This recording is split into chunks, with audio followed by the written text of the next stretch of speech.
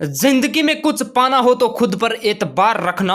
दोबारा सुनिए, जिंदगी में कुछ पाना हो तो खुद पर एतबार रखना, सोच पक्की और कदमों में रफ्तार रखना।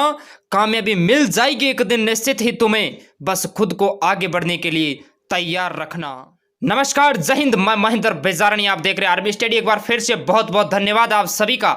अगर आपका सपना है आई डोंट लाइक अदर भर्ती but only join in Indian army, तो ये सेशन आप सभी के लिए बहुत ही ज्यादा इंपॉर्टेंट होगा।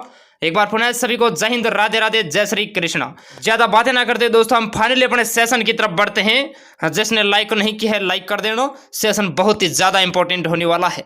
आप सभी को बता दें कि इस सेशन के अंदर हम आपको आर्मी एग्जाम में पूछे जाने वाले सामान्य विज्ञान के महत्वपूर्ण क्वेश्चनों के बारे में डिस्कस करेंगे, जो कि आपके इंडियन आर्मी एग्जाम में ज्यों के त्यों रिपीट होंगे। इस सेशन के अंदर दोस्तों जब आप इंडियन आर्मी का एग्जाम देने बैठोगे तो दोस्तों आपका जो भाग बे पूछा जाता है वो दोस्तों जनरल साइंस का पूछा जाता है। भाग ए के बारे में दोस्तों हमने कल डिस्कस कर लिया था। जिस दोस्तों ने गलती से नहीं देखा है तो वो जरूर देखना, आपको बहुत ही बेनिफिट मिलेगा। आपके एग्जाम में दोस्तों जनरल साइंस के 15 क्वेश्चन पूछे जाते हैं। एक क्वेश्चन 2 नंबर का रहता है, हम आपको बार बार बताते हैं। 30 नंबर के मैटर पे दोस्तों हम डिस्कस करेंगे आज, इसलिए पेन और कॉपी साथ में लेकर बैठना, क्योंकि सेशन बहुत ही ज्यादा इंपॉर्टेंट होगा। हम चारों ऑप्शनों के बारे में डिस्कस करेंगे जो कि आपके इंडियन आर्मी एग्जाम के लिए बहुत ही ज्यादा इंपॉर्टेंट होगी। ज्यादा बातें ना करते दोस्तों, हम फाइनली अपने सेशन की तरफ बढ़ते हैं। जिसने शेयर नहीं किया है अपने अन्य दोस्तों को आप शेयर कर देना, उन्हें भी मोटिवेट कीजिए कि अगर लगना है इंडियन आर्मी के अंदर तो इस प्रकार आपको तैयारी करनी होगी, ताकि आपकी सफलता में कोई दिक्कत ना हो भाई। ठीक है, ज्यादा बातें ना करते हुए फाइनली अपने सेशन की शुरुआत करते हैं। पेन और कॉपी आपको साथ में लेकर बैठना है, तभी आपको कुछ यहां से सीखने को मिलेगा, अन्यथा कुछ भी नहीं मेरे दोस्त। बात करते हैं फर्स्ट क्वेश्चन की, ध्यान से सुनिए फर्स्ट क्वेश्चन क्या कहता है। फर्स्ट क्वेश्चन आपसे पूछता है कि भ्रूण अवस्था में आरबीसी का निर्माण किसमें होता है भाई। दोबारा सुनिए, भ्रूण अवस्था में आरबीसी का निर्माण किसमें होता है ये बताइए।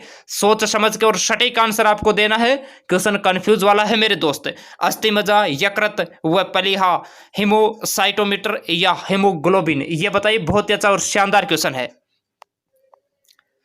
इसके अंदर जो ऑप्शन बी बता रहे हैं यकृत व प्लीहा, वो बिल्कुल राइट है। सोच समझ के और सटीक आंसर दे रहे हैं, बिल्कुल आपकी तैयारी बहुत ही अच्छी है। आप अपना कंपटीशन चेक कर सकते हो लाइव चैट के अंदर।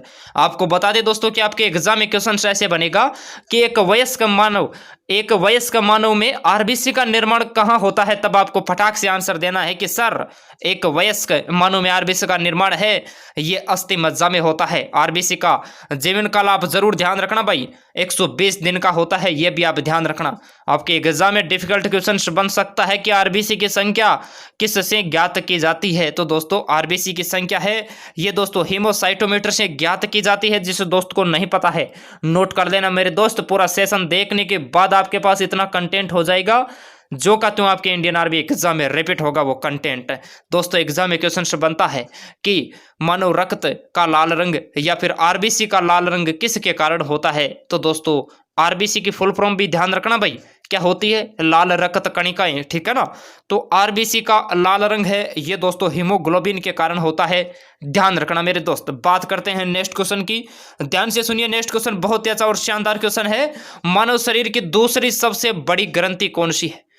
पूरा प्रश्न अच्छी तरीके से आपको पढ़ना है, क्योंकि इसमें कंफ्यूज आपको किया है मेरे दोस्त। क्वेश्चन कहता है कि मानव शरीर की दूसरी सबसे बड़ी ग्रंथि कौन सी है। यहां पर आपको सबसे बड़ी की बात नहीं करी है, दूसरी सबसे बड़ी की बात करी है, ध्यान रखना। ऑप्शन ए में आपको कंफ्यूज करने के लिए दे रखा है यकृत, और 90% लड़के यकृत बता रहे। 2 नंबर में आपको दे रखा है अग्नाशय। 3 नंबर में आपको दे रखा है एड्रिनल, यहां पर आपको एड्रिनल करना है भाई, ठीक है ना। 4 नंबर में आपको दे रखा है थायराइड। सोच समझ के राइट और सटीक आंसर दीजिए कि इसका राइट आंसर है ये क्या होगा मेरे दोस्त। बहुत ही अच्छा और शानदार क्वेश्चन है भाई, बताइए। बिल्कुल बहुत अच्छा, जो ऑप्शन बी बता रहे हैं वो बिल्कुल राइट, सोच समझ के और सटीक आंसर दे रहे हैं भाई, ठीक है ना। इसका राइट आंसर ऑप्शन बी होगा अग्नाशय पैनक्रियाज, ये दूसरी सबसे बड़ी ग्रंथि है, ठीक है। आप ये भी ध्यान रखना, अग्नाशय एक ऐसी ग्रंथि है जो अंतःस्रावी भी है बहिःस्रावी भी है। इससे स्रावित हार्मोन इंसुलिन है, जिसकी कमी से मधुमेह रोग होता है, ये भी आप जरूर ध्यान रखना मेरे दोस्त। आपके एग्जाम में क्वेश्चन बनता है कि मानव शरीर की सबसे बड़ी ग्रंथि कौन सी है। तो दोस्तों सबसे बड़ी ग्रंथि है ये दोस्तों यकृत है। ध्यान रखना, एग्जाम में क्वेश्चन बनता है कि हृदय की धड़कन को नियंत्रण करने वाला हार्मोन कौन सा है। दोबारा सुनिए, हृदय की धड़कन को नियंत्रित करने वाला हार्मोन कौन सा है। तब दोस्तों आपको एड्रिनल करके आना है, एड्रेनलिन, ध्यान रखना, ठीक है ना। और दोस्तों थायराइड ग्रंथि है, यह हमारे गले के अंदर एच आकार की पाई जाती है। और दोस्तों आपके एग्जाम में जो क्वेश्चन बनता है कि आयोडीन की कमी से कौन सा रोग होता है, तो दोस्तों ये थायराइड के अंदर ही होता है। आयोडीन की कमी से गलगंड या घेंगा रोग होता है, ठीक है, गले के अंदर सूजन आ जाती है, ध्यान रखना भाई, ठीक है। बात करते हैं नेक्स्ट क्वेश्चन की, ध्यान से सुनिए। नेक्स्ट क्वेश्चन आपसे कहता है, पूछता है, किस रोग में बच्चों की मांसपेशियां ढीली हो जाती है। बहुत ही अच्छा और कंफ्यूज वाला क्वेश्चन है, किस रोग में बच्चों की मांसपेशियां ढीली हो जाती है। यहां पर भी आपको कंफ्यूज करने के लिए ऑप्शंस थोड़े अटपटे दे रखे हैं, क्वाशियोरकर, मधुमेह, घेंगा या दोस्तों मेरेस्मस। ये बताइए, बहुत ही अच्छा और शानदार क्वेश्चन है। इसके अंदर जो ऑप्शन ओनली डी बता रहे हैं मेरेस्मस, वो बिल्कुल राइट और सटीक बता रहे हैं। क्वाशियोरकर नहीं होगा मेरे दोस्त। अगर क्वेश्चन की लैंग्वेज इस तरह से होती कि क्वेश्चन की अगर लैंग्वेज इस तरह से होती कि बच्चों में प्रोटीन की कमी से कौन सा रोग होता है, तब आपको क्वाशियोरकर करके आना था, ठीक है ना। बच्चों में प्रोटीन की कमी से कौन सा रोग होता है, तब आपको क्वाशियोरकर करके आना था। लेकिन क्वेश्चन से आपसे पूछा है कि बच्चों की मांसपेशियां ढीली हो जाती है, तो दोस्तों मेरेस्मस रोग के कारण बच्चों की हड्डियां हैं ये दोस्तों ढीली हो जाती है। और अभी हमने आपको बताया कि इंसुलिन की कमी से मधुमेह रोग होता है, आयोडीन की कमी से गलगंड, घेंगा या गोइटर रोग होता है। बात करते हैं नेक्स्ट क्वेश्चन की, ध्यान से सुनिए दोस्तों। नेक्स्ट क्वेश्चन है, विटामिन B12 का रासायनिक नाम क्या है, ये बताइए। बहुत ही अच्छा और शानदार क्वेश्चन है। आपको बता दें कि विटामिन आपके एग्जाम के लिए बहुत ही ज़्यादा इंपॉर्टेंट है, इसलिए विटामिन से संबंधित जितने भी क्वेश्चन बनते हैं उनको आप जरूर रीड करना। उनसे संबंधित आपके एग्जाम में एक क्वेश्चन 2 नंबर का हर बार पूछा जाता है। तो विटामिन B12 का रासायनिक नाम जो ऑप्शन डी बता रहे साइनोकोबाल्विन, वो बिल्कुल राइट और सटीक बता रहे दोस्तों। विटामिन रासायनिक नाम होता है थायमिन। विटामिन B2 का रासायनिक नाम होता है राइबोफ्लोविन। और विटामिन B3 का रासायनिक नाम होता है नियासिन। जिसको नहीं पता है नोट कर लेना। बात करते हैं नेक्स्ट क्वेश्चन की, ध्यान से सुनिए। नेक्स्ट क्वेश्चन बहुत ही अच्छा क्वेश्चन है, DNA के खोजकर्ता कौन है। DNA के खोजकर्ता आपको बताना है। ऑप्शन ए में आपको दे रखा है वाटसन तथा Crick, option B McCallum, option C Holcutt, option D Hopkins. ये बताइए, बहुत ही अच्छा क्वेश्चन है, आपके एग्जाम के लिए बन सकता है भाई। इन चारों ऑप्शनों में से क्वेश्चन बन सकता है। इसके अंदर जो ऑप्शन ए बता रहे हैं वाटसन तथा क्रिक, वो बिल्कुल राइट और सटीक आंसर दे रहे हैं। फिर ध्यान से सुनिए, आपके एग्जाम में क्वेश्चन बनता है कि विटामिन ए, ध्यान रखना, विटामिन ए की खोज किसने की, तब आपको मैकुलम करके आना है। रात का अंधत्व किस विटामिन की कमी के कारण होता है, तब भी आपको विटामिन ए करके आना है। आपके एग्जाम में क्वेश्चन आता है कि गाजर में कौन सा विटामिन होता है, तब भी दोस्तों आपको विटामिन ए करके आना है भाई, ध्यान रखना, ठीक है। विटामिन ए की खोज है ये मैकुलम ने की थी। और दोस्तों विटामिन सी की खोज हॉलकट ने की थी। आपके एग्जाम में क्वेश्चन बनता है कि दांत व मसूड़े से खून आना किस विटामिन की कमी के कारण है, तो दोस्तों विटामिन सी की कमी का कारण है। अभी जो एग्जाम हुआ था उसके एग्जाम में क्वेश्चन आया था कि संतरे में कौन सा विटामिन पाया जाता है, तो संतरे में विटामिन सी पाया जाता है। सर्वाधिक ये आंवले में होता है, ध्यान रखना। दोस्तों विटामिन डी के खोजकर्ता दोस्तों हॉपकिंस है, ध्यान रखना। विटामिन डी के खोजकर्ता हॉपकिंस है। एकमात्र ऐसा विटामिन जो हमारे शरीर में त्वचा के नीचे बनता है, यह हड्डियों से संबंधित है, ध्यान रखना। और हमें ये सूर्य से प्राप्त होता है। आपके एग्जाम में क्वेश्चन आता है कि सूर्य से प्राप्त होने वाला एकमात्र विटामिन कौन सा है, तब आपको फटाक से विटामिन डी करके आना है। विटामिन डी के खोजकर्ता है ये दोस्तों हॉपकिंस है। बात करते हैं नेक्स्ट क्वेश्चन की, ध्यान से सुनिए दोस्तों। नेक्स्ट क्वेश्चन कहता है कि माइकोलॉजी में किसका अध्ययन किया जाता है, यह बताइए। माइकोलॉजी में किसका अध्ययन किया जाता है, सेवलों का, कवकों का, विषाणुओं का या साइटोलॉजी, ये बताइए। बहुत ही अच्छा क्वेश्चन है, बिल्कुल। इसके अंदर जो ऑप्शन बी बता रहे हैं कवकों का, वो बिल्कुल राइट और सटीक आंसर दे रहे हैं। माइकोलॉजी में दोस्तों कवकों का अध्ययन किया जाता है।